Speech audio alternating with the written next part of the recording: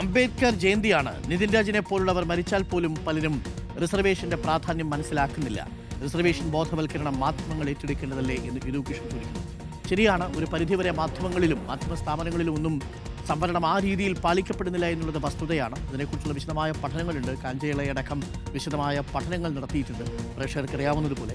പക്ഷേ ഒരു പ്രധാന വിഷയം എന്തെന്ന് വെച്ചാൽ, ഇപ്പോഴും നമ്മുടെ നാട്ടിൽ ആളുകൾ വിശ്വസിച്ചിരിക്കുന്നത് എന്താ പറയുക, മെറിറ്റ് എന്ന് പറഞ്ഞാൽ ഒരു വ്യക്തി തപസ് ചെയ്ത് നേടുന്നതാണ് എന്നാണ്. അല്ല, മെറിറ്റ് ഒരു സാമൂഹിക ഘടനയിൽ നിന്ന് ഉരുത്തിരിഞ്ഞു വരുന്ന ഒന്നാണ്.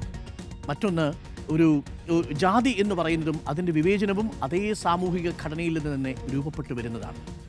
മെറിറ്റ് വാദികളായിട്ടുള്ള മനുഷ്യർ ഒരർത്ഥത്തിൽ മനുവാദികൾ തന്നെയാണ്.